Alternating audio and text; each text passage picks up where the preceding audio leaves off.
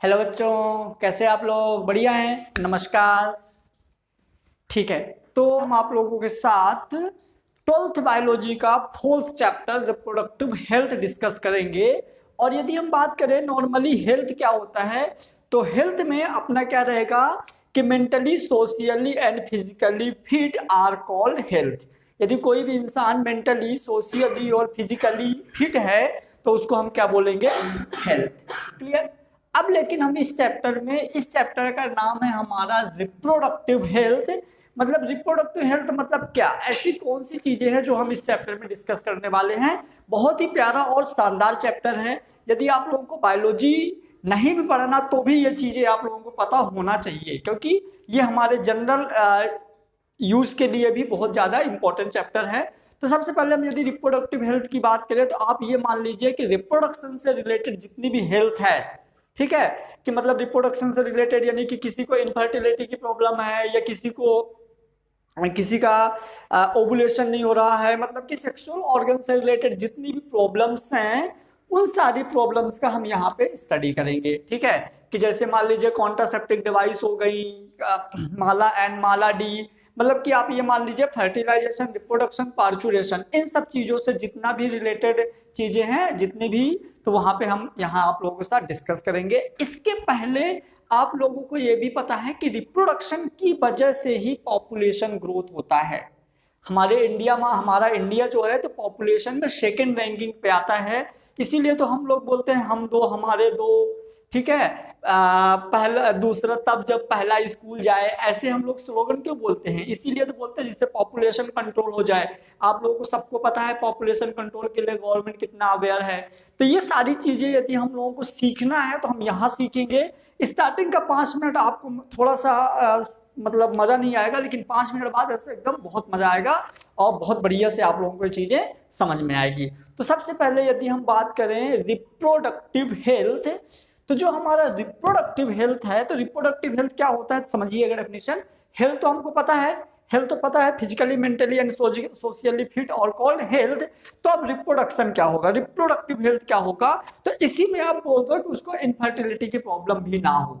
ठीक है, मतलब कि mentally, socially, physically and fertility are fit, मतलब कि उसको इनफर्टिलिटी की भी प्रॉब्लम ना हो, तो वो हमारा क्या हो जाएगा? Reproductive health. तो आप लोग डेफिनेशन लिखो, in a state of complete, in a state of complete physical, mental, social, ये तो तीन हमारा इंक्लूडेड हो गया, physical, mental and social, will well being the not merely the absence of infertility or disease in all matter relating to the reproductive system and to its function and proceed, है ना। तो ये हो गया हमारा reproductive health की definition. मतलब आप ऐसा बोल सकते हो, in a state of complete physical, mental and social well being and not merely the absence of infertility or disease in all matter relating to the reproductive system and to its function and proceed। तो ये हमारा हो जाएगा reproductive health. मतलब reproductive health में हमको ये समझ में आ गया कि वो सोशली, मेंटली, फिजिकली और इनफर्टिलिटी फिट हो, मतलब उसको इनफर्टिलिटी की प्रॉब्लम ना हो। तो ये हमारा चीज क्या हो जाएगा? Reproductive health. अब यदि इतनी सारी चीजें कॉमन है, इतनी सारी चीजें यदि फिट है और लगातार यदि फर्टिलाइजेशन हो रहा है, तो आपको पता है पॉपुलेशन भी बहुत ज्यादा होगी। तो आपसे 2 मिनट हम पॉपुलेशन के बारे में डिस्कस करेंगे, फिर अपन मेन टॉपिक में आएंगे। ठीक, तो यदि हम बात करें, ये हमारा दिया गया है अकॉर्डिंग टू WHO, जो है रिप्रोडक्टिव हेल्थ की हमको जो डेफिनेशन मिली है, तो इसलिए WHO यानी वर्ल्ड हेल्थ ऑर्गेनाइजेशन से वेरीफाइड डेफिनेशन है। मतलब WHO ने इसको वेरीफाई करके रखा है कि हाँ डेफिनेशन यही होगी। क्लियर? अब इसके बाद हम देखें डेमोग्राफी, है ना। डेमोग्राफी ये एक अलग ही टॉपिक है। तो यदि हम डेमोग्राफी की स्टडी करें बेटा, तो डेमोग्राफी मतलब क्या? तो the changing number of birth, death, disease etc in a community over a period of time, the scientific study of this change. मतलब डेमोग्राफी मतलब सीधी सी बात ये समझो, अपने वर्ल्ड में पॉपुलेशन में क्या चेंजिंग हो रही है, बर्थ कितने हो रहे हैं, डेथ कितने हो रहे हैं, पॉपुलेशन की नंबर कैसे बढ़ रही है, तो ये सारा डेमोग्राफी होता है। ठीक है, मतलब डेमोग्राफी का मतलब सिंपल सा इतना सा है कि डेमोग्राफी क्या होता है, तो हमारे पूरे वर्ल्ड में कितनी पॉपुलेशन बढ़ रही है, कितनी पॉपुलेशन घट रही है। बढ़ रही है मतलब बर्थ हो रहा है, घट रही है मतलब डेथ हो रही है। तो इन सब का जो काउंटिंग है और इन काउंटिंग की स्टडी जो है वो डेमोग्राफी है। क्लियर हुआ? पक्का? ठीक है, ये हो गया हमारा डेमोग्राफी। एक बार और याद रख लो कि हमारे वर्ल्ड में जितनी भी पॉपुलेशन की चेंजिंग हो रही है, या तो बर्थ या तो डेथ, तो इनका जो काउंटिंग है उसकी स्टडी कहलाएगी क्या? डेमोग्राफी। क्लियर? चलिए फिर हम देखेंगे एक चीज और, कॉन्सस, है ना। कैंसस क्या होता है? तो कैंसस मतलब क्या? An official count of the people who live in the country including information there ages and job. मतलब कैंसस मतलब आप इसको बोल सकते हो जनगणना। मतलब कि अपने इंडिया में क्या होता है, टाइम टू टाइम पर मतलब 2-4 साल 5 साल में पॉपुलेशन की जनगणना होती रहती है कि अभी कितनी पॉपुलेशन हो गई, फिर अगले 5 साल में कितनी बढ़ जाएगी, फिर कितनी बढ़ जाएगी। तो उनकी जो जनगणना होती है, जो काउंटिंग होती है, वो हमारा होता है कैंसस। क्या होता है वो? कैंसस। क्लियर? चलिए अब यदि हम यहीं पे थोड़ा सा पॉपुलेशन की बात करें तो पॉपुलेशन ऑफ वर्ल्ड, हमारे वर्ल्ड में जो टोटल पॉपुलेशन है तो 2000 में थी 6.1 बिलियन, लेकिन 2020 में अब हो गई है 7.8 बिलियन। यानी लास्ट 2019 स्टार्टिंग इन 2020 यानी कि 20 जनवरी, मतलब जनवरी 2020 में पॉपुलेशन 7.8 बिलियन हो गई थी। क्लियर? फिर इसके बाद देखिए चाइल्ड बर्थ, है ना। चाइल्ड बर्थ पर डे, कितनी चाइल्ड्स पर डे बर्थ होती है? तो 3, है ना, इकाई दहाई 33 लाख 6, है ना, 96,060, मतलब कि child birth per day 33 lakh, ये 336960 इतनी चाइल्ड पर डे बर्थ होती है, और 1940 इतनी चाइल्ड पर डे डेथ होती है। तो ये हो गया हमारा per day death and per day birth. Clear? ये डाटा अपने को मेनली याद नहीं रखना है ना। फिर उसके बाद देखेंगे मैक्सिमम पॉपुलेशन चाइना की है, सबको पता है ना। और सेकंड नंबर पे इंडिया है, फर्स्ट नंबर पे चाइना है। तो चाइना की पॉपुलेशन 1.435 बिलियन 2018 में इतनी चाइना की थी। और यदि हम इंडिया की बात करें तो 133 करोड़ हमारे इंडिया की, अप्रोक्सली 138, है ना। 133 अभी थी 2014 के समथिंग, अभी प्रेजेंट में यानी 2020 में 138 करोड़ पॉपुलेशन हो गई अपने इंडिया की। क्लियर? उसके बाद हम बोले कि जो हमारा पूरा वर्ल्ड है उस वर्ल्ड में 17% पार्ट जो पॉपुलेशन का है वो इंडिया कवर करता है अकेले। क्लियर? तो हो गया India cover the 17% part of population in world, पूरे वर्ल्ड का 17% जो पॉपुलेशन है वो हमारा इंडिया कवर करता है। क्लियर? फिर वर्ल्ड पॉपुलेशन डे हमारा जो होता है, वर्ल्ड पॉपुलेशन डे ये मनाया जाता है 11 जुलाई 1778 को। वर्ल्ड पॉपुलेशन डे कब मनाया जाता है? 11 जुलाई 1778 को। यदि आपको जानना हो कि ऐसा क्यों है, 1778 को ही वर्ल्ड पॉपुलेशन डे क्यों मनाया जाता है, तो हम ये भी बता सकते हैं क्योंकि इस दिन 5 अरबवां बच्चा पैदा हुआ था। मतलब यहाँ पे इस दिन हमारे वर्ल्ड की 5 अरब पॉपुलेशन कंप्लीट हुई थी, इसलिए हम इसको क्या बोलते हैं? वर्ल्ड पॉपुलेशन डे 11 जुलाई को अपन मनाते हैं। ठीक है, तो ये हो गया हमारा थोड़ा सा पॉपुलेशन। चलिए तो अब हम आप लोगों के साथ कुछ और टर्मिनोलॉजी डिस्कस करते हैं इसी पॉपुलेशन से रिलेटेड। तो सबसे पहले देखेंगे पॉपुलेशन डेंसिटी। पॉपुलेशन डेंसिटी मतलब क्या होता है? पर यूनिट स्क्वायर में कितनी नंबर ऑफ पॉपुलेशन है, मतलब पॉपुलेशन डेंसिटी इक्वल टू हो जाएगा number of population upon area in square kilometre में। ठीक है, एरिया इन स्क्वायर किलोमीटर में, मतलब कि पर किलोमीटर में कितने नंबर ऑफ पर्सन है वो हमारा होता है पॉपुलेशन डेंसिटी। क्लियर?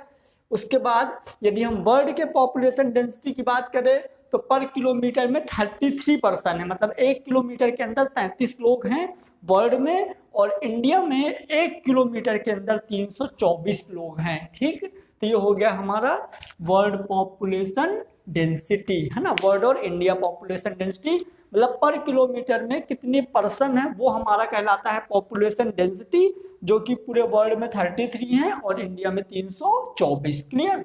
उसके बाद देखेंगे बर्थ रेट। बर्थ रेट क्या होता है? तो बर्थ रेट मतलब कि the number of baby born in a particular group of people during a particular period time, मतलब कि बर्थ रेट पर्टिकुलर टाइम में कितने बच्चे जन्म लेते हैं, मतलब कि एक पर्टिकुलर टाइम ड्यूरेशन हम फिक्स कर देते हैं कि 1 महीना, 1 साल, 1 दिन कि पर्टिकुलर बर्थ रेट हमारा होता है पर्टिकुलर फिक्स टाइम पीरियड में कितने नंबर ऑफ बेबी बर्थ हुआ, वो हमारा कहलाएगा बर्थ रेट, मतलब number of leave birth during the year upon estimate mid year of the population. ठीक, तो यह होगा हमारा बर्थ रेट। देन हम देखें डेथ रेट, तो a measurement of the number of death in 1 year per 1000 people। Death rate मतलब क्या होता है? एक साल में 1000 में कितने पब्लिक की डेथ हुई, मतलब कि डेथ अपॉन पॉपुलेशन इनटू 1000, मतलब कि पर ईयर 1000 में कितने लोगों की डेथ हुई, वो हमारा डेथ रेट कहलाएगा। क्लियर। अब हम देखेंगे पॉपुलेशन ग्रोथ। तो पॉपुलेशन ग्रोथ क्या होगी? जितने बर्थ हुए माइनस जितने डेथ हुए एक साल में। जैसे मान लीजिए कि 20,000 का बर्थ हुआ और 5,000 की डेथ हुई, मतलब हमारा पॉपुलेशन ग्रोथ हो गया 15,000। क्लियर। तो पॉपुलेशन ग्रोथ क्या होगा? A population is a complete set of individual object and measurement having सब कॉमन कैरेक्टरिस्टिक, मतलब कि annual growth rate upon birth rate minus death rate, मतलब कि एक साल में कितनी पब्लिक का बर्थ हुआ माइनस कितने पब्लिक की डेथ हुई, तो ये हमारा क्या कहलाएगा? Population growth. क्लियर। उसके बाद मैं अब एक चीज और देखूंगा, जैसे पॉपुलेशन ग्रोथ में कितने मेल कितने फीमेल। ठीक है, मेल का रेशो क्या है, फीमेल का रेशो क्या है। जैसे कि आप लोग को पता होगा कि अभी तो बहुत सही हो गया, आज से कुछ टाइम पहले गांव वगैरह में वैसे बहुत सारे केसेस मिलते थे कि यदि पब्लिक को पता चल जाता था कि बच्ची पैदा हुई है तो उसको मार देते थे। ठीक है, या कि सीधी सी बात भाव नहीं देते थे, है ना। तो ऐसा मतलब पहले था, हालांकि अब नहीं है, अब बहुत सही हो गया, पब्लिक पढ़े लिखे है। ठीक, तो ऐसी प्रॉब्लम्स नहीं है, लेकिन बहुत पहले ऐसी प्रॉब्लम्स होती थी, तभी सेक्स रेशो बहुत कम था। यदि हम बात करें अपने एमपी का सेक्स रेशो 919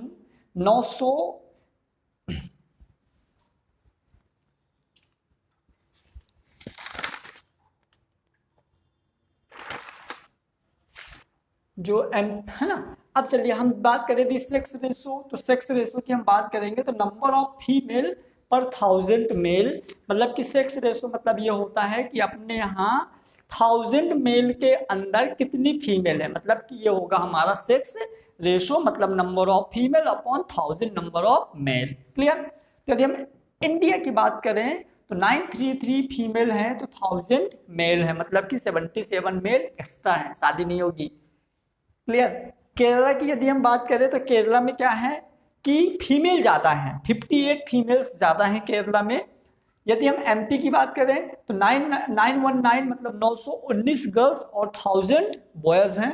यदि हम वर्ल्ड की बात करें तो 1000 रेशो 1000, मतलब कि हमारे ओवरऑल वर्ल्ड की हम बात करें कहीं ज्यादा कहीं कम, ऐसा करके हमारा एक फिक्स रेशो हो जाता है जिसमें 1:1 है। ठीक, तो ये हो गया हमारा क्या, मतलब एमपी वालों को शादी के लिए केरला जाना पड़ेगा। ठीक है, चलिए ये हो गया हमारा क्या, सेक्स रेशो।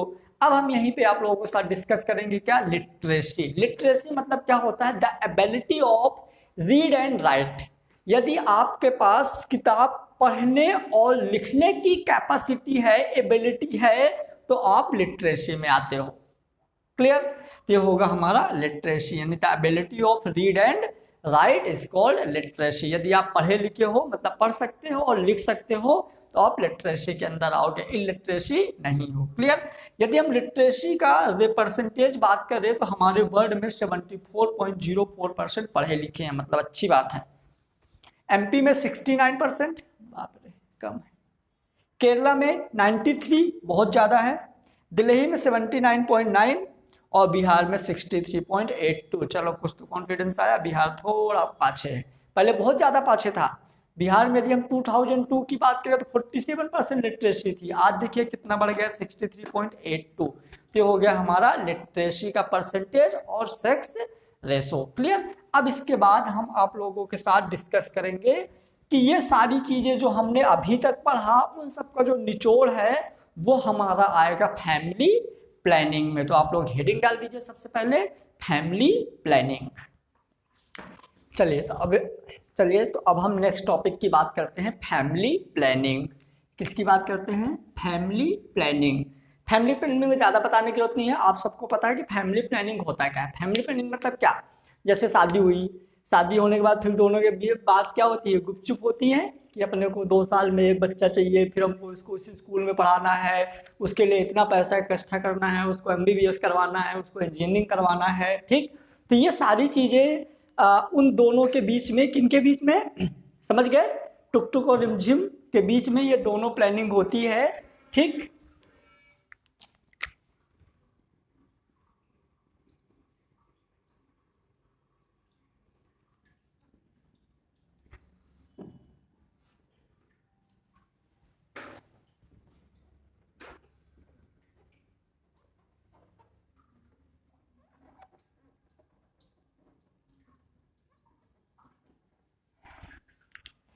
चलिए तो ये हो गए टुक टुक, ये हो गया रिमझिम। टुक टुक,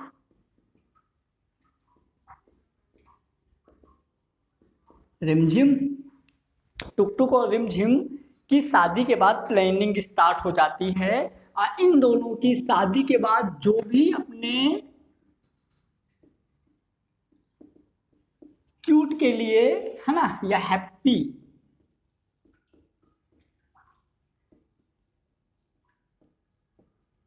भैया, ठीक है, मतलब कि टुक टुक और रिमझिम की शादी के बाद जो उनका क्यूट बेबी है हैप्पी भैया, तो इसके लिए ये दोनों जो प्लानिंग करते हैं, इसी प्लानिंग को हम बोलते हैं क्या? Family planning. अब क्या होगा, जैसे देखिए फैमिली प्लानिंग में अब यहाँ पे एक, चलिए ठीक है, एक हैप्पी ठीक है ना, हैप्पी की बहन, चलो एक वो भी ठीक है। अब क्या आप क्या चाहते हो? हैप्पी की बहन भी आ गई, फिर एक और भाई और आ जाए, फिर एक और आ जाए, फिर एक और आ जाए, तो क्या ऐसा होगा? नहीं। यदि ऐसा है तो इन दोनों ने फैमिली प्लानिंग नहीं किया।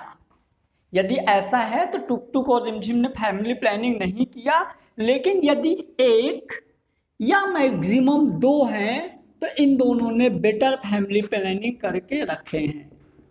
ठीक, क्योंकि देखो दो को इजीली वो सरवाइव कर सकते हैं, 2 को इजीली पालन पोषण कर सकते हैं, अच्छे स्कूल में एडमिशन करवा सकते हैं, सारी फैसिलिटी प्रोवाइड करवा सकते हैं, क्योंकि सोर्स ऑफ इनकम फिक्स है। लेकिन यदि सोर्स ऑफ इनकम फिक्स है और 2 का जो डिस्ट्रीब्यूशन है वो 5 में डिवाइड हो जाए, तो पांचों में ना बेटर क्वालिटी किसी को नहीं मिल पाएगी। क्लियर?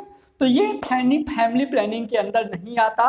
तो हम यही देखेंगे पूरे इस चैप्टर में कि टुक टुक और रिमझिम दोनों मिलके जो बेटर फैमिली प्लानिंग किए हैं वो क्या है, कैसा उन लोगों ने क्या क्या मेथड अप्लाई किया, क्या क्या चीजें उन लोगों ने किया कि उनके सिर्फ 2, मतलब हैप्पी और हैप्पी की बहन, सिर्फ 2 ही लोग आए। ठीक, तो इसका हम यही चीज हम पूरा डिटेल देखेंगे इस चैप्टर में। तो सबसे पहले फैमिली प्लानिंग होता क्या है, तो देखिए, control the number of child you have using the birth control. हम कोई ना कोई बर्थ कंट्रोल, कोई ना कोई कॉन्ट्रासेप्टिव डिवाइस यूज करके, ठीक है, हम बर्थ को कंट्रोल करेंगे। मतलब 2, बस 2 से ज्यादा नहीं।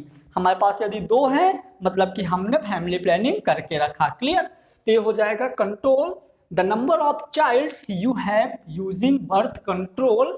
आप बर्थ कंट्रोल यूज करके हम चाइल्ड का नंबर फिक्स कर देंगे, जो कि हमारा फैमिली प्लानिंग कहलाएगा। क्लियर हुआ? फिर से समझो, फैमिली प्लानिंग मतलब कि हम अपने फैमिली की प्लानिंग करके रखेंगे कि हमको 2 चाहिए, एक हैप्पी की सिस्टर।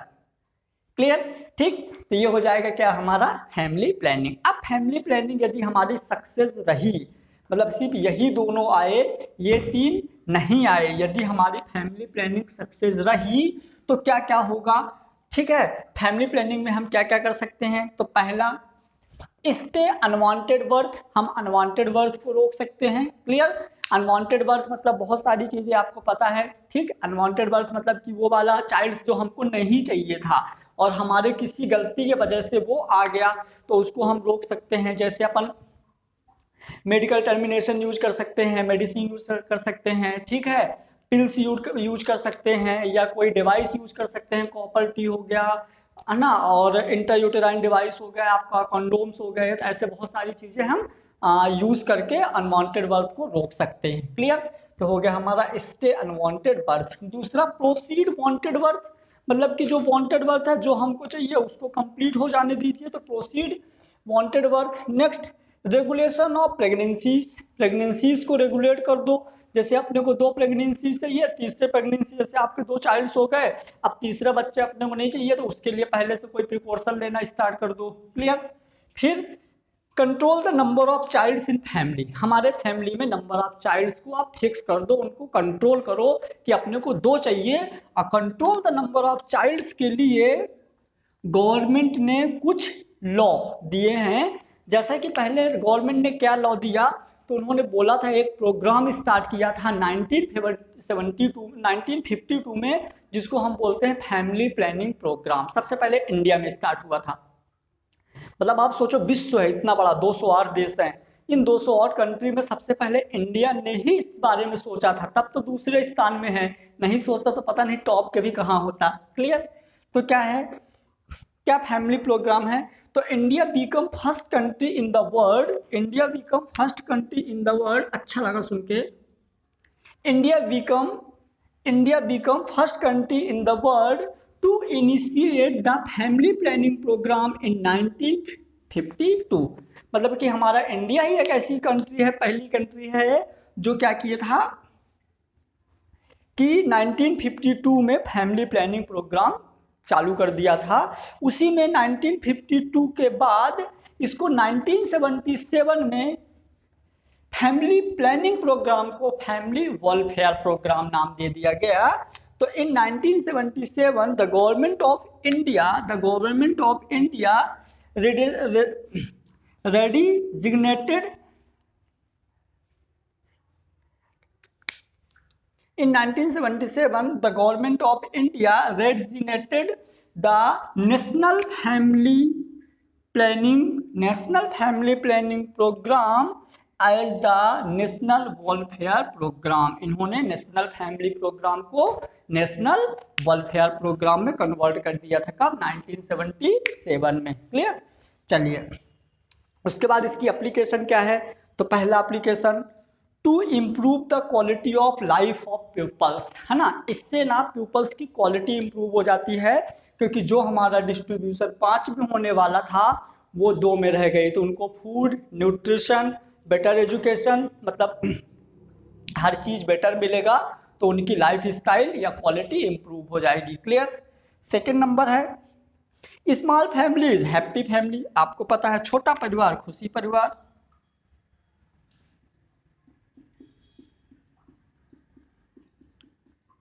छोटा परिवार खुशी परिवार। क्लियर है ना, स्मॉल फैमिली हैप्पी फैमिली, एक भाई एक बहन, मम्मी पापा 4 लोग, मजा आ जाएगा। नेक्स्ट 1970 में एक स्लोगन दिया गया था, 2 या 3 बस। 1970 में एक स्लोगन दिया गया था, जब हमारा वेलफेयर नहीं आया था, तो 2 या 3 बस, इससे ज्यादा नहीं। लेकिन 1980 में एक दूसरा स्लोगन आया जिसमें बोला गया था सन और डॉटर 2 चाइल्ड विल डू, सन और डॉटर 2 चाइल्ड विल डू, लड़का या लड़की सिर्फ 2 बच्चे, है ना। और सेकेंड आफ्टर 3 ईयर, मतलब पहले के बाद जो दूसरा है वो 3 साल बाद। लेकिन जो आजकल स्लोगन चल रहा है, वो आजकल हम लोग क्या स्लोगन चला रहे हैं कि सन और डॉटर 2 चाइल्ड विल डू, मतलब कि लड़का या लड़की सिर्फ 2 बच्चे, और दूसरा कब, जब पहला स्कूल जाए। क्लियर, मतलब कि स्कूल जाए मतलब 5 साल में। क्लियर, तो ये हो गया हमारा क्या, स्लोगन हो गए फैमिली प्लानिंग प्रोग्राम से। अब इन स्लोगन को मेंटेन रखने के लिए, कुछ हम डिवाइस की यूज करेंगे। तो आप लोग सबसे पहले हेडिंग डाल दीजिए,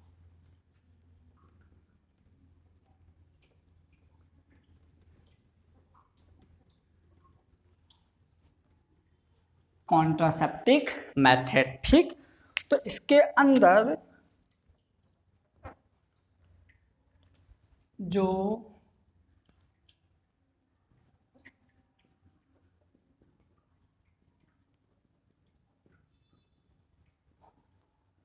कॉन्ट्रासेप्टिक मेथड और फर्टिलिटी रेगुलेटिंग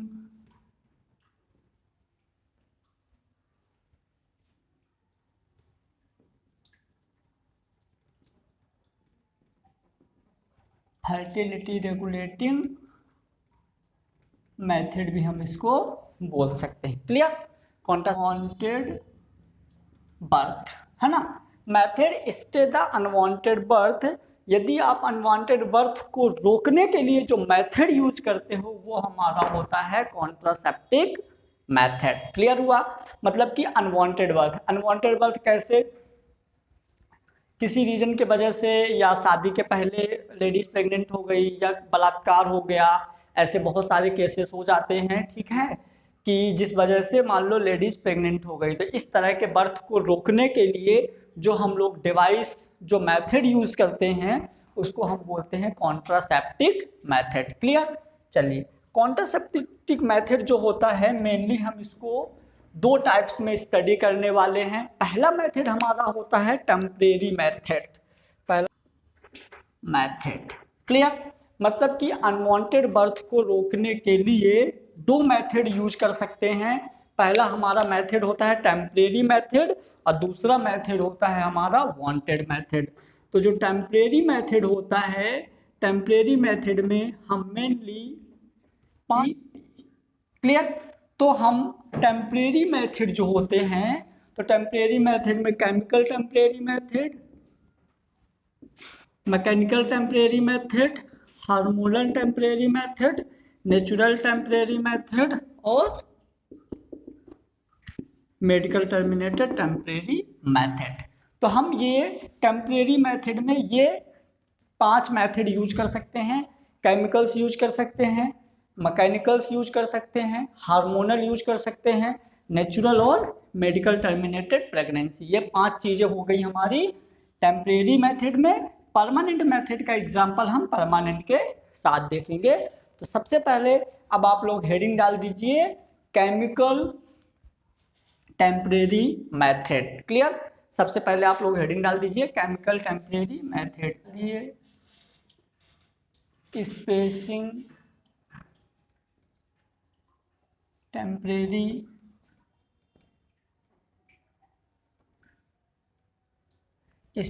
टेम्परेरी के अंदर पहला डाल दीजिए ए स्पेसिंग टेम्परेरी मेथड, इसके अंदर नंबर ए है chemical temporary method. Number A क्या डाल दीजिए हेडिंग, केमिकल टेम्परेरी मेथड। यहाँ पे केमिकल टेम्परेरी मेथड में हम क्या करेंगे कि केमिकल्स यूज करेंगे। तो आप इसको बोल सकते हो यूज केमिकल, ऐसा बोल सकते हो used chemical, use chemical nature is spermicidal agents. Use chemical nature is spermicidal agent. हम केमिकल यूज करेंगे जो स्पर्मी है ना, स्पर्मिसाइडल होंगे, अटैच केमिकल टेम्परेरी मेथड में हम क्या करेंगे, ऐसे केमिकल्स यूज करेंगे, use chemical nature in spermicidal agent attached with sperm and stay the O2 Uptake. Clear? मतलब कि क्या होगा, जैसे ये स्पर्म है, तो जो केमिकल टर्मिनेटेड मेथड होता है, केमिकल टर्मिनेटेड मेथड में हम जो केमिकल्स यूज करते हैं, तो ये केमिकल स्पर्म के चारों ओर अटैच हो गया। ठीक है, केमिकल स्पर्म के चारों ओर अटैच हो गया। अब यहाँ O2 ही नहीं जा पाएगा, O2 अपटेक स्टे हो गया, O2 को हम जाने से रोक दिए। यदि O2 यहाँ नहीं जा पाएगा तो इसकी क्या हो जाएगी, डेथ, है ना, बिकॉज स्टे O2 अपटेक।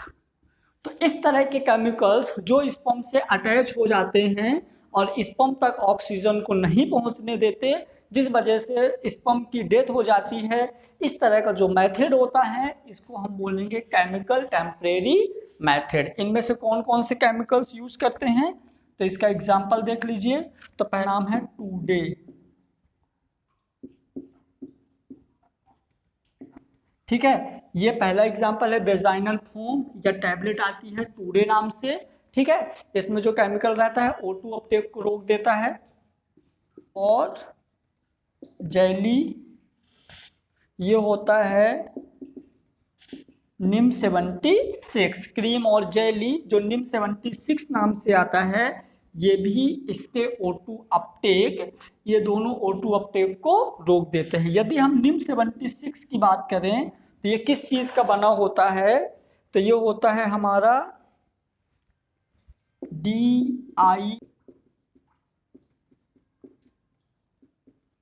ठीक, यदि हम DIPAS की बात करें तो defence institute of pure applied science. Clear, ये इसका फुल फॉर्म होता है। ठीक, तो ये हो गए हमारे दो केमिकल यानी कि एक वेजाइनल फॉर्म आता है, एक टैबलेट आता है। मतलब कि यदि आप वेजाइना में इस फॉर्म को लगा लेंगे तो वेजाइनल फॉर्म जो होगा वो O2 अपटेक को रोक देता है। दूसरा होता है क्रीम और जेली, ये भी होता है क्रीम या जेली आता है, जो कि निम 76 नाम से आता है। इसको यूज करने से क्या होता है, स्पर्म का O2 अपटेक रुक जाता है, जिस वजह से यहाँ पे अनवांटेड बर्थ कंट्रोल हो जाता है। क्या हो जाता है, कंट्रोल अनवांटेड बर्थ। क्लियर, यहाँ पे अनवांटेड बर्थ कंट्रोल हो गया किसकी वजह से, केमिकल टर्मिनेटेड मेथड। मतलब कि वेजाइना में हम ऐसा कुछ केमिकल्स यूज करते हैं जिसकी वजह से जो O2 अपटेक रहता है वो स्टे हो जाता है स्पर्म के लिए, और स्पर्म की डेथ हो जाती है O2 की डिफिशियंसी की वजह से। क्लियर, यदि और हम बात करें कि ये केमिकल बने किस चीज के होते हैं, तो ये केमिकल में क्या क्या होता है, तो के जेडेनोसोफोर, boric acid, lactic acid,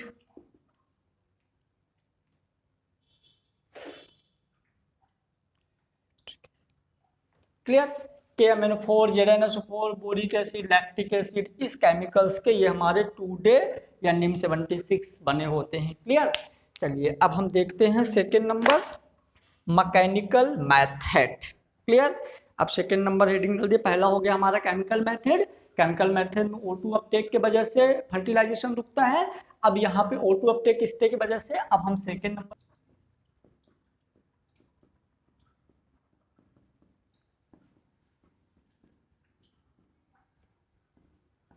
mechanical method, या इसी को हम बोल सकते हैं बैरियर। क्या बोल सकते हैं, बैरियर। मतलब कि कुछ ऐसी डिवाइस होती हैं जो बैरियर का काम करती हैं, मतलब स्पर्म और एग को मिलने नहीं देती। क्लियर, वो बैरियर का काम करती हैं, इसीलिए हम इसको बोलेंगे इंट्रायूटेराइन डिवाइस, पहले हम देखेंगे फॉर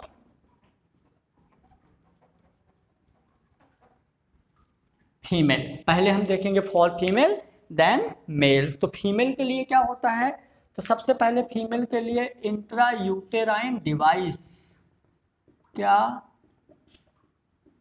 इंट्रायूटेराइन डिवाइस, क्लियर, मतलब जो हमारा कॉन्ट्रासेप्टिव मैकेनिकल मेथड होता है, तो फीमेल के लिए सबसे पहले आईयूडी इंट्रायूटेराइन डिवाइस, मतलब कि यूट्रस के अंदर कौन सी डिवाइस इम्प्लांट करते हैं, सबसे पहले हम वो देखेंगे।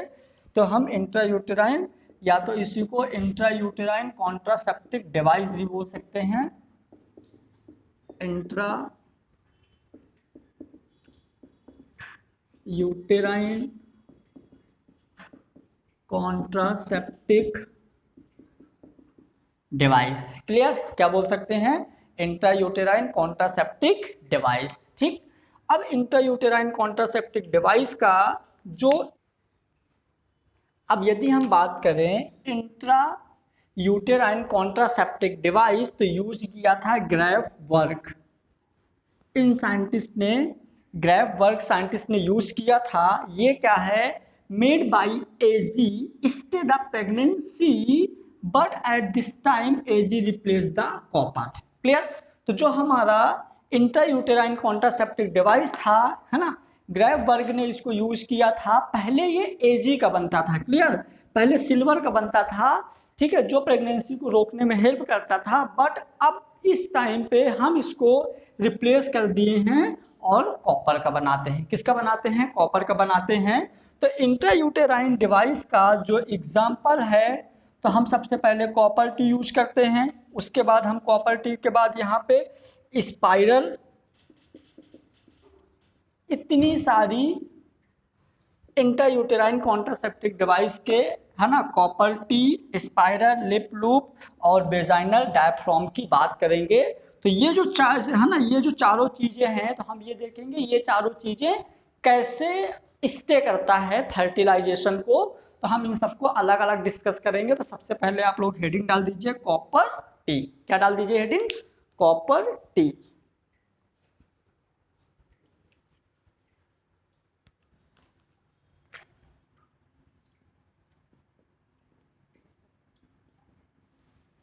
यदि हम कॉपर टी की बात करें, तो नॉर्मली कॉपर टी का साइज क्या होता है बेटा, तो कॉपर टी कुछ ऐसी होती है,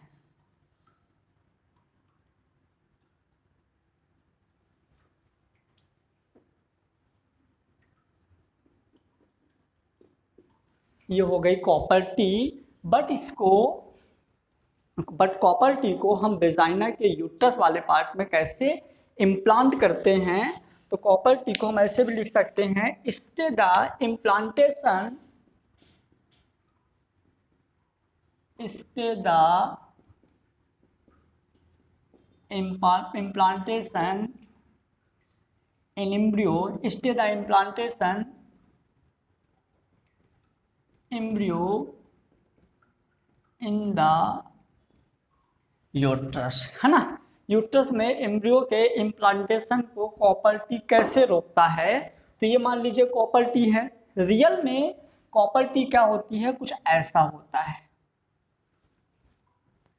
ये एक लूप लाइस्टिक स्ट्रक्चर रहता है, इसके अंदर हम कॉपर टी को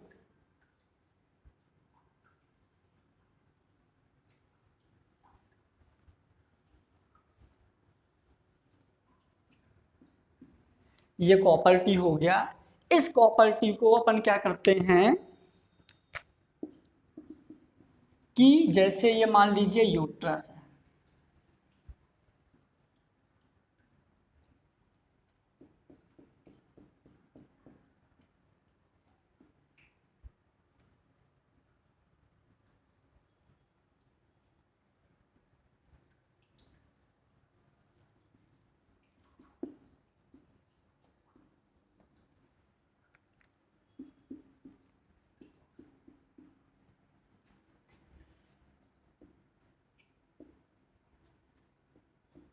क्लियर, ये यूट्रस हो गया। इस यूट्रस में हम इस लूप को, इस यूट्रस में हम क्या करेंगे, इस लूप को उठा के और यहाँ पे इम्प्लांट कर दिए, मतलब इस लूप को हम पकड़े, है ना, ये पूरा का पूरा हमने इसको यहाँ पे यहाँ ले गए, यहाँ ले गए, इसके अंदर क्या है, कॉपर टी है, इसके अंदर क्या है, कॉपर टी है। तो हम क्या करेंगे, फिर इस लूप को पहले इम्प्लांट कर दिए यूट्रस में बाय वेजाइना, ये वेजाइना है, ये यूट्रस है। हम क्या किए, इस पूरे लूप को उठाया, वेजाइना के थ्रू यूट्रस में क्या किए, इम्प्लांट किए। अब क्या करेंगे, यहाँ से जैसे ही इसके यूट्रस की वॉल से टच में आता है तो हम इसके बाहर वाले प्लास्टिक वाले लूप को बाहर निकाल दिए, और जैसे हमने इस प्लास्टिक वाले लूप को बाहर निकाला तो हमारा कॉपर टी यहाँ ओपन हो गया, और कॉपर टू ओपन होके कुछ ऐसा हो गया। क्लियर, ये हो गया हमारा कॉपर टी ओपन होके कुछ ऐसा हो गया।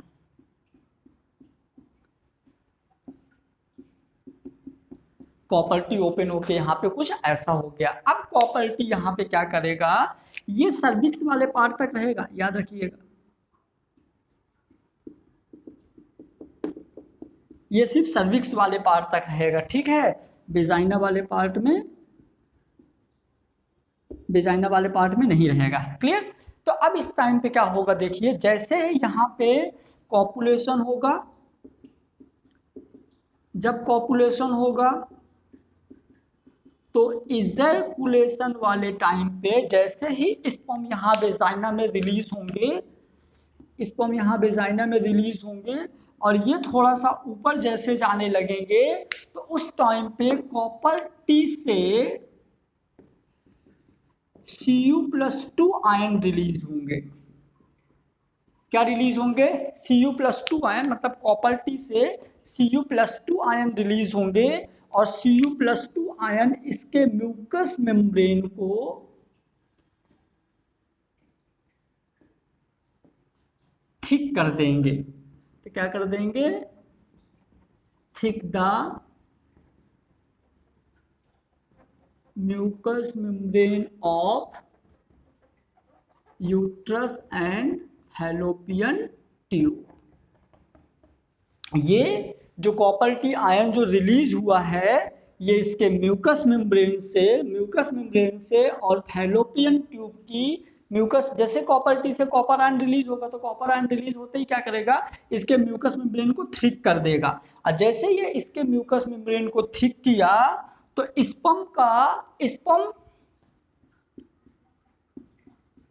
Sperm are inactive, sperm inactive हो जाएगा and less motile, sperm inactive और लेस मोटाइल हो जाएगा, और लेस मोटाइल होने के वजह से स्पर्म इसके फैलोपियन ट्यूब तक नहीं पहुंच पाएगा, फैलोपियन ट्यूब के एम्पुला वाले पार्ट पर स्पर्म नहीं पहुंच पाएगा, और ये स्पर्म यदि फैलोपियन ट्यूब के एम्पुला वाले पार्ट पे नहीं पहुंचा तो यहाँ पे फर्टिलाइजेशन नहीं होगा। क्लियर। तो देखिए कॉपर टी कैसे हम यूज किए, नॉर्मली कॉपर टी ऐसी होती है, कॉपर टी को एक लूप में हम लेके इम्प्लांट किए यूट्रस में, इम्प्लांट करने के बाद जैसे हम इसके बाहर वाले ब्लू कलर के प्लास्टिक वाले लूप को बाहर निकालेंगे तो कॉपर टी ओपन हो जाएगी, ओपन होने के बाद ये यूट्रस और है ना यूट्रस की वॉल या फैलोपियन ट्यूब को कवर कर लेती है। कॉपुलेशन के टाइम पर जैसे स्पर्म इसके अंदर जाता है तो कॉपर टी हमारी क्या करती है, कॉपर आयन रिलीज करती है, और कॉपर आयंस क्या करते हैं कि म्यूकस वॉल को थिक कर देते हैं, जिस वजह से स्पर्म और म्यूकस वॉल को थिक कर देंगे तो स्पर्म इनएक्टिव हो जाएगा, स्पर्म की मतलब लेस मोटाइल हो जाएगा और स्पर्म फैलोपियन ट्यूब तक नहीं पहुंच पाएगा, जिससे फर्टिलाइजेशन पॉसिबल नहीं हो पाएगा। तो ये हो गया हमारा मैकेनिकल मेथड का पहला कॉपर टी। अब हम दूसरा देखेंगे बेटा, स्पाइरल देखेंगे। स्पाइरल, स्पाइरल भी सेम होता है।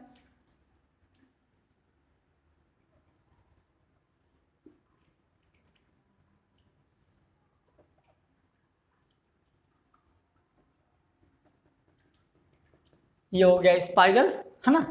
इसको भी हम यूट्रस में इम्प्लांट कर देते हैं।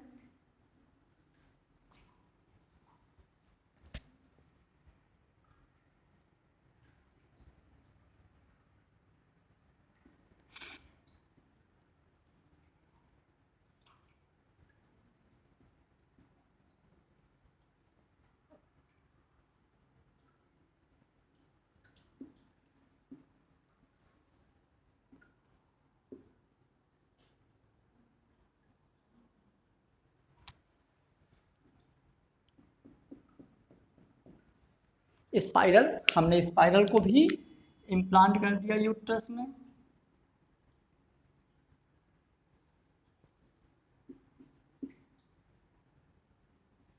ठीक है, ये हो गया हमारा स्पाइरल। ये भी स्टेथोस्कोप, स्टेथोस्कोप विथ स्टेथोस्कोप, ये भी स्पर्म को रोक देता है, स्पाइरल, है ना। तो हमारा ये होगा स्पाइरल जो कि स्पर्म को रोक देता है और एक तक नहीं जाने देता। स्पाइरल के बाद हम बात करेंगे आपसे क्या, लिप लूप। नोट करते जाइए फटाफट, के साथ डिस्कस करेंगे क्या, लिप लूप। अब लिप लूप क्या होता है बेटा, तो देखिए लिप,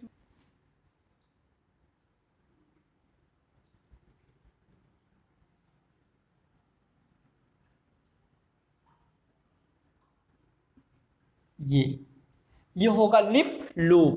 तो इसको वेजाइना में कैसे इम्प्लांट करेंगे, लिप लूप को वेजाइना में कैसे इम्प्लांट करेंगे, तो ये हो गया हमारा लिप लूप जो कि कुछ ऐसे इम्प्लांट हो जाएगा।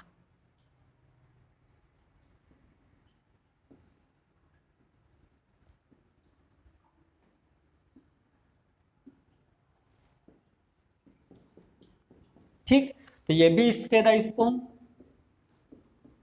लिप लूप,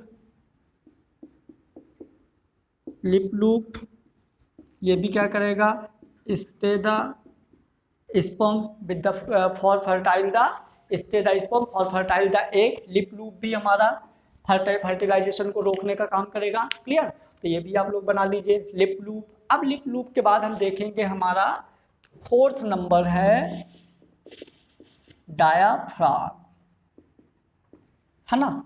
ये थोड़ा इंपॉर्टेंट है। तो डायाफ्राम का यदि हम स्ट्रक्चर देखें कैसे बनता है, तो डायाफ्राम कुछ ऐसे बनता है, देखिए कुछ ऐसे।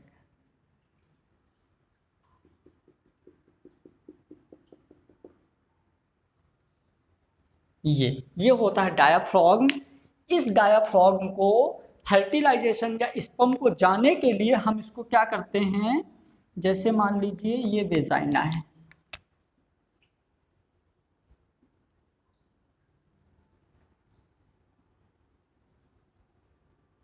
क्लियर, ये वेजाइना है। हम इसके सर्विक्स वाले पार्ट में, हम इसके सर्विक्स वाले पार्ट में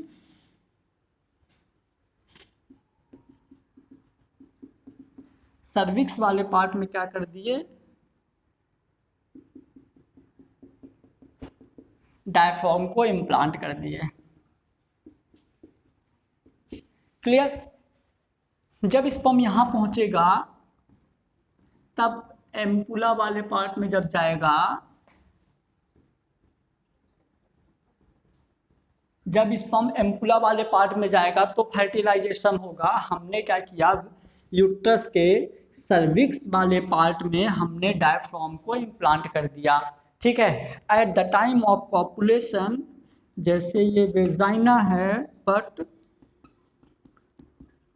कॉपुलेशन के टाइम पे जैसे ही स्पर्म आप रिलीज करोगे इंसेमिनेशन के टाइम पे, तो स्पर्म कहाँ जाएंगे इंसेमिनेशन के टाइम पे, ठीक है। इंसेमिनेशन के टाइम पे ये स्पर्म जो हैं तो यहाँ से जा ही नहीं पाएंगे, यहीं रोक दिए जाएंगे, ठीक है, जिस वजह से फर्टिलाइजेशन नहीं होगा। क्या? फर्टिलाइजेशन नहीं होगा। तो जो डायफ्राग्म होता है ये हम इसको इस पार्ट में इम्प्लांट करेंगे जो कि हमारे फर्टिलाइजेशन को रोकेगा, मतलब स्पर्म को यहाँ तक जाने ही नहीं देगा। क्लियर? तो ये भी हमारा हो गया क्या? डायफ्राग्म। तो ये हो गए हमारे कॉन्ट्रासेप्टिव का mechanical method, copper T, spiral lip loop और डायफ्राग्म। और हम देखेंगे इसी के आगे, ये हो गए, इतने सारे हो गए किसके लिए? For female. ठीक, फॉर फीमेल। अब हम यहीं पे देखेंगे फॉर मेल। तो मेल के लिए क्या होता है? मेथड फॉर मेल, सबसे पहले हम देखेंगे कॉन्डोम। ठीक है, मेल के लिए हम बात करेंगे कॉन्डोम पे। तो यहाँ पे क्या हो जाएगा? Form by latex and polyethylene, barrier for sperm and egg fertilization, barrier for sperm and egg fertilization. जो कंडोम होता है एग और स्पर्म के बैरियर का काम करता है, मतलब एग और स्पर्म को मिलने नहीं देता। क्लियर? तो यदि हम स्ट्रक्चर की बात करें तो आपके एनसीईआरटी में स्ट्रक्चर दिया हुआ है,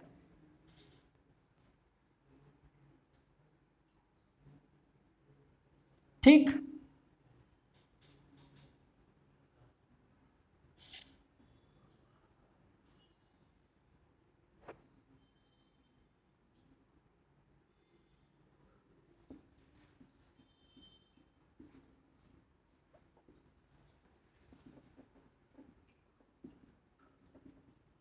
मेल कॉन्डोम। क्लियर? ये आपके एनसीईआरटी में दिया हुआ है मेल कॉन्डोम का स्ट्रक्चर। उसके बाद हम यदि देखें ये बनता किस चीज के है, तो इसका एग्जाम्पल बाय इंडिया। सबसे पहले इंडिया में बना था जो कि लैटेक्स और पॉलीइथाइलिन के होते हैं, जिसको हम क्या बोल रहे हैं ना, लैटेक्स और poly, Hindustan latex limited, Hindustan latex limited company के नाम से बनाए गए थे। तो हम यदि कंडोम की बात करें तो वो form by latex and polyethylene, barrier for the sperm and egg fertilization, जो स्पर्म और एग का फर्टिलाइजेशन के लिए बैरियर का काम करता है। आपके एनसीईआरटी में शेयर एंड रक्षक, दो नाम है, शेयर यानी शेयर एंड रक्षक। रक्षक यानी रक्षा करता है एग का स्पर्म से। Clear? First time made in India, India में मेड हुआ था। ठीक, लैटेक्स है ना, हिंदुस्तान लैटेक्स लिमिटेड कंपनी से। ये ऐसा आपके डायग्राम बना हुआ है एनसीईआरटी में। क्लियर? यदि हम यहीं पे बात चलिए, तो अब अपन बात करते हैं कॉन्डोम फॉर फीमेल। क्या बात करते हैं? Condom for female. Female condom की यदि हम बात करें तो आपके एनसीईआरटी में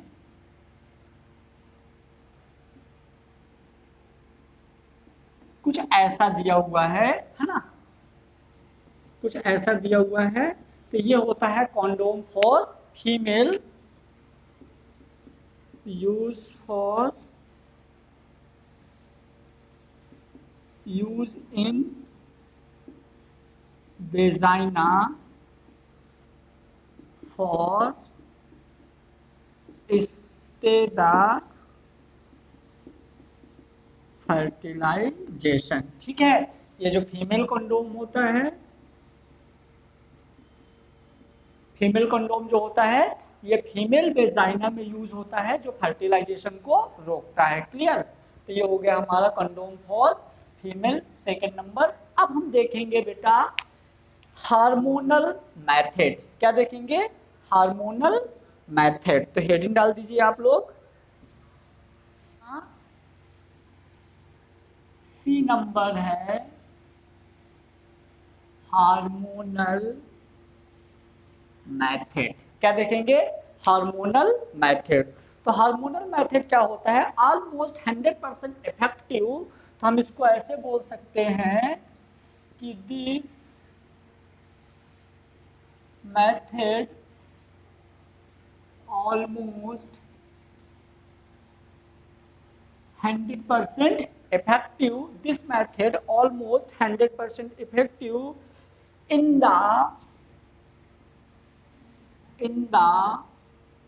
form of oral pills and injection. Clear? तो ये जो हमारा हार्मोनल मेथड होता है ये ऑलमोस्ट 100% इफेक्टिव होता है, जो कि आपको ओरल पिल्स या इंजेक्शन के फॉर्म में मिल जाएगा। यदि हम इसके अंदर एग्जाम्पल की बात करें तो जो ओरल पिल्स हैं,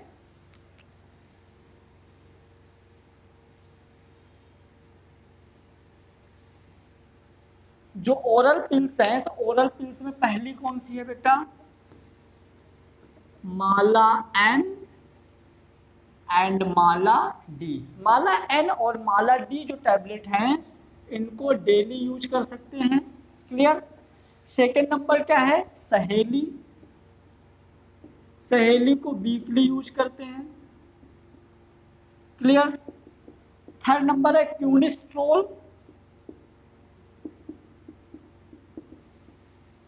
क्यूनिस्ट्रोल जिसको मंथली यूज कर सकते हैं। क्लियर? मंथली यूज कर सकते हैं।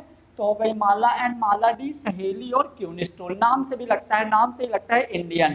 तो ये क्या होती है? First time form in India. First time form in India.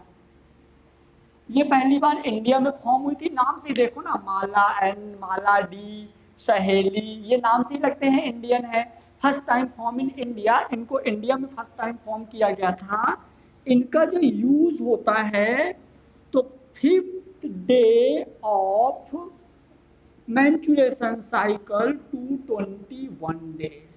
Clear? मतलब कि ये जो ओरल पिल्स होती हैं इनको मेंस्ट्रुएशन साइकिल के 5वें दिन से यूज करते हैं और 21वें दिन तक अपन ये टैबलेट का यूज करते हैं, ये ओरल पिल्स का यूज करते हैं। उसके बाद जो हमारा लास्ट 7 डेज बचता है, जो हमारा लास्ट 7 डेज बचता है, यहाँ पे अपन आयरन पिल्स यूज करते हैं या आयरन की टैबलेट यूज करते हैं। क्लियर हुआ? तो ये हो गया हमारा क्या? Hormonal method, Mala and Mala D, सहेली और क्यूनिस्ट्रोल फॉर फीमेल। फॉर फीमेल में अपन ये सारी टैबलेट यूज करते हैं। अब यदि हम यहीं पे मेल की बात करें तो फॉर्मेल एक टैबलेट यूज करते हैं जिसको हम बोलते हैं गॉसिपोल, है ना? Gossypol made by cotton oil. Clear? Gossypol जो टैबलेट होता है, गॉसिपोल जो टैबलेट होती है तो कॉटन ऑयल से बनती है जिसको हम मेल के लिए यूज करते हैं। क्लियर? अब यदि हम इन टैबलेट का कंपोजिशन देखें तो कंपोजिशन इनका रहता है प्रोजेस्टेरॉन एंड एस्ट्रोजन। क्या रहता है इनका कंपोजिशन? तो इनका कंपोजिशन रहता है प्रोजेस्टेरॉन एंड एस्ट्रोजन। क्लियर? अब ये हो गया। अब मैं बोला कि ये टैबलेट जो होती हैं तो अपनी कॉन्ट्रासेप्टिव ओरल पिल्स होती हैं, मतलब कि ये फर्टिलाइजेशन नहीं होने देती। तो इनकी कुछ ना कुछ मैकेनिज्म होगी, कोई ना कोई ऐसी चीजें होंगी कि ये नहीं होने दे रही होंगी। तो हम इनका देखेंगे मैकेनिज्म। तो आप हेडिंग डाल दीजिए mechanism of oral pills.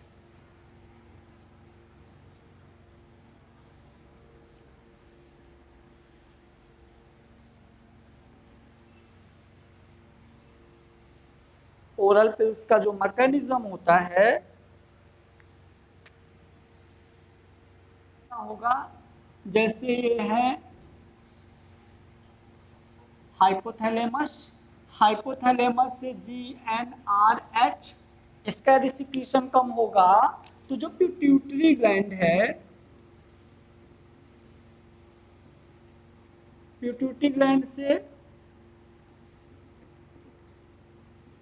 LH and FSH का सिक्रीशन कम होगा। पिट्यूटरी ग्लैंड से यदि LH और FSH का सिक्रीशन कम होता है तो यहाँ पे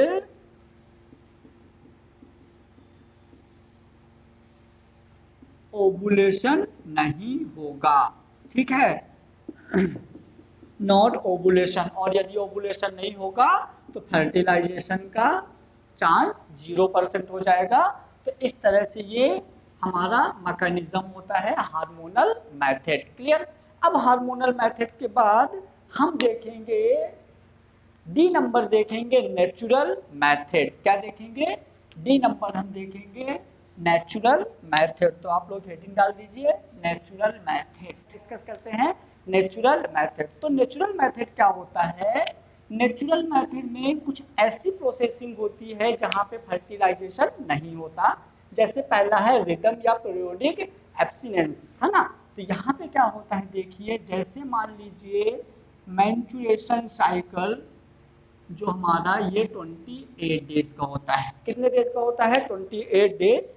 यहाँ पे फर्स्ट 5th डेज जो होता है तो ये ब्लीडिंग टाइम होता है। पहले 5th डे में क्या होता है? यहाँ पे ब्लीडिंग होता है। उसके बाद ये 10 to 20 डेज जो होता है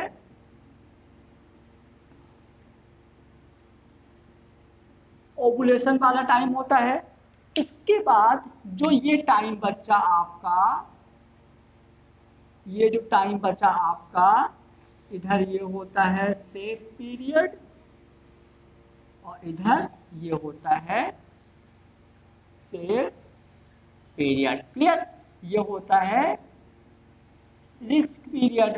तो ये जो सेफ पीरियड होता है मतलब ब्लीडिंग के 5 या 6 दिन बाद या ब्लीडिंग स्टार्ट होने के 1 हफ्ते या 8 दिन पहले का जो टाइम होता है वो हमको रिदम या पीरियोडिक एब्सेंस के बोलेंगे। इस टाइम पे फर्टिलाइजेशन के चांस 0% होते हैं। क्लियर। अब हम देखेंगे बीबीटी मतलब basal body temperature. Basal body temperature में क्या होता है?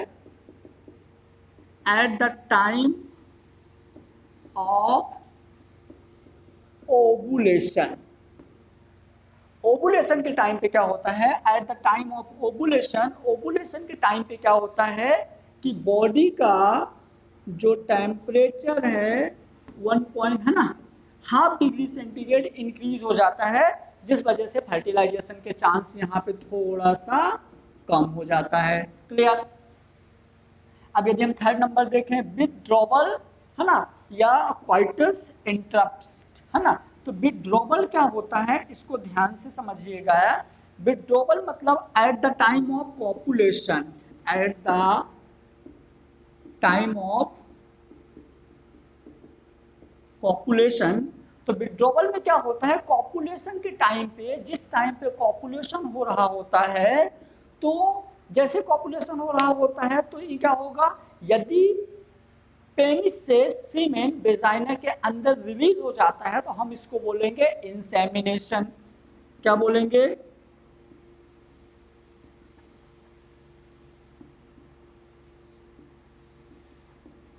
इंसेमिनेशन। ठीक है। तो यहाँ पे क्या होता है कि इंसेमिनेशन ना हो पाए तो इंसेमिनेशन होने के जस्ट पहले मतलब कि पेनिस से सीमेन डिस्चार्ज या रिलीज होने के जस्ट पहले पेनिस को वेजाइना से बाहर निकाल लो और उसको इजैकुलेट करो। ठीक है। मतलब इजैकुलेट मतलब क्या होता है? Semen outside the male body, not a female body. Clear. तो होगा इंसेमिनेशन नहीं होना चाहिए, इजैकुलेट होना चाहिए। मतलब कि हमारा विथड्रॉवल मेथड क्या होता है?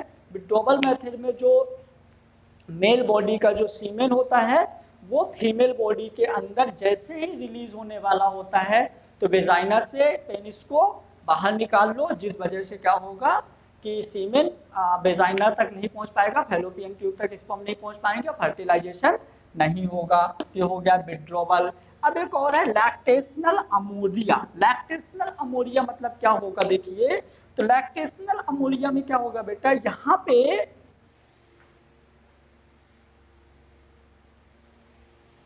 मतलब यहाँ पे क्या होगा,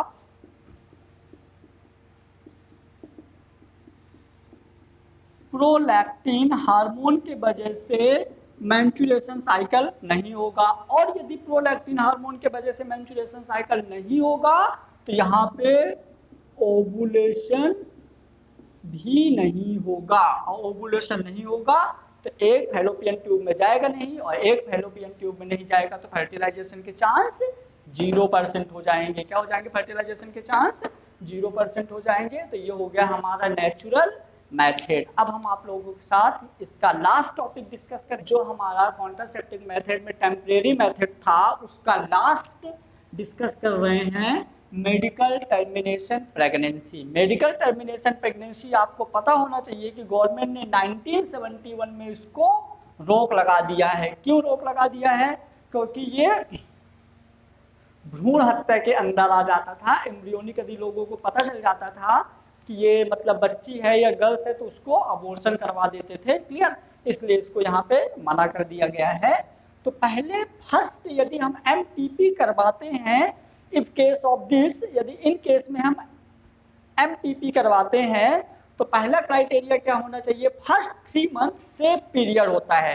पहला 3 मंथ हमारा सेफ पीरियड होता है, then second 3 month risk period होता है। यदि आप किसी केस में पहले 3 मंथ में आप एमटीपी करवाते हो तो वो सेफ पीरियड होगा, अगले नेक्स्ट 3 मंथ में करवाते हो तो वो रिस्क होगा, मतलब यहाँ पे मदर की डेथ हो सकती है। क्लियर? तो ये हो गया। फिर इसके बाद जैसे मान लीजिए किस किस केस में करवा सकते हो, तो पहला है मेडिकल। मेडिकल यानी कि रिस्क फॉर मदर, मदर के लिए रिस्क होगा।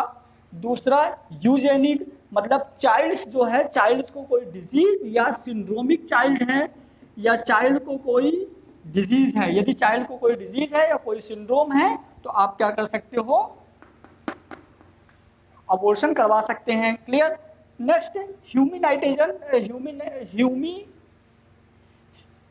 नेक्स्ट है ह्यूमैनिटेरियन। नेक्स्ट है ह्यूमैनिटेरियन, मतलब कि हो सकता है कि कभी ऐसी कोई दुर्घटना हो गई हो या बलात्कार हो गया हो, उस टाइम पे यदि फर्टिलाइजेशन हो सकता है तो उस टाइम पे भी आप एमटीपी के थ्रू अपना अबॉर्शन करवा सकते हैं। ठीक है? तो ये हो गया अबॉर्शन, मतलब करवा सकते हैं। क्लियर?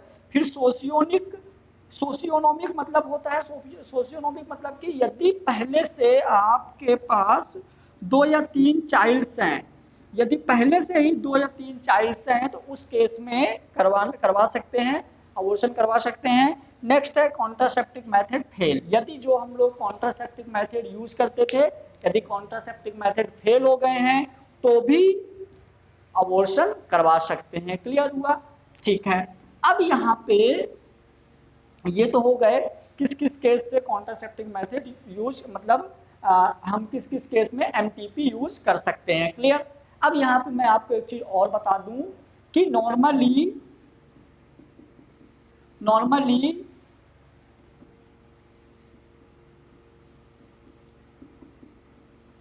अबॉर्शन के लिए जो टैबलेट यूज करते हैं वो करते हैं मीजोप्रोस्टोल,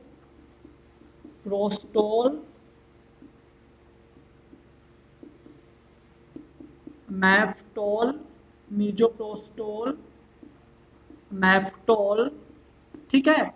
इस तरह की कुछ टैबलेट्स होती हैं जो कि अबॉर्शन के लिए नॉर्मली यूज करते हैं। क्लियर? तो चलिए अपना हो गया एमटीपी, यानी कि हमारा प्राय मतलब टेम्परेरी मेथड वाला जो पोर्शन था वो खत्म हो गया। अब हम आप लोगों से नेक्स्ट लेक्चर में डिस्कस करेंगे permanent contraceptive method, and next lecture में डिस्कस करेंगे अपन डिजीज। तो इसके बाद हमारे 2 छोटे छोटे और लेक्चर बनेंगे जो आपको नेक्स्ट क्लास में अवेलेबल हो जाएंगे। ठीक है? चलिए, थैंक यू सो मच।